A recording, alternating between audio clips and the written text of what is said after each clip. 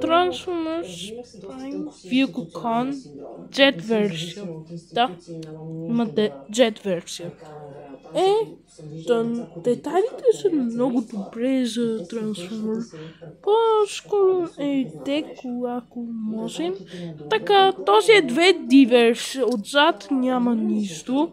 Отпред прилича, че има Jet версия. Има много версии от Vehicle, има Sif, но не мога да направя Sif. Така, нека казва, че има танк, хеликоптер и кола. Колата е много трудно. И дори има и чудовище, където сте направо утре. Така, нека видим Vehicle Jet версия. Jet. Отпред. Possibility. Сега няма горне на ръката. Има ръка out, ако искате така.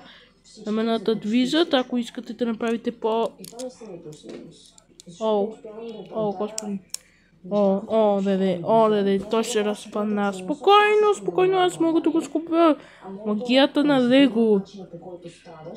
Кръка не може да движи, но може да прави спагат. Има колена, където е за трансформацията, разбира се. И кръка няма нищо. Сега, моят opinion, че този екшън фигура е невероятен. Да, невероятен. Сега следва да го трансформираме. Това ще е лесно. Не пак. Пак се разпадна на кръка, спокойно. Pop this in. Не пак! Добре. Дай ми тея. Правите. Ето, махнах частите. Колко хубаво.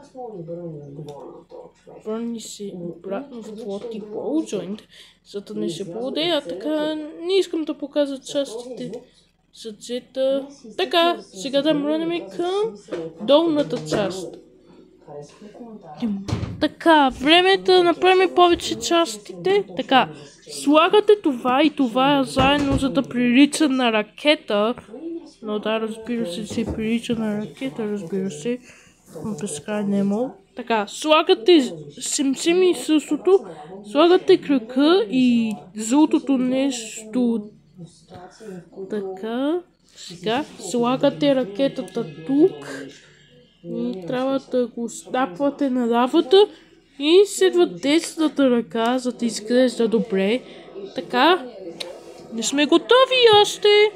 Сега взимате джета част и стъклото, снапвате заедно и...